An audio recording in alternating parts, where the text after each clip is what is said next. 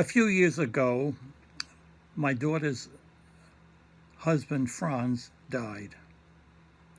He had been a poet. In fact, he was a famous poet. He had won the Pulitzer Prize a few years earlier. They could have had a large funeral, as he had many friends and fans from across the country. But together they decided they wanted a home funeral. So when Franz passed away at home under the care of hospice, his body was laid in his bedroom, a cool bedroom, and it lay there for 3 days. During that time, a home service was held.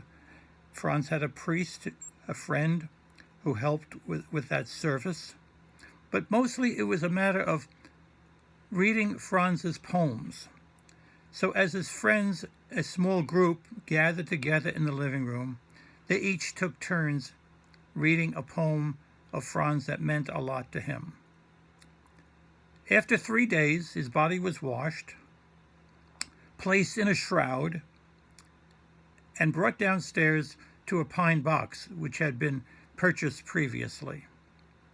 The box was then carried to a friend's station wagon, and it was carried off to the cemetery. And there again a brief service was held. Something old, something new.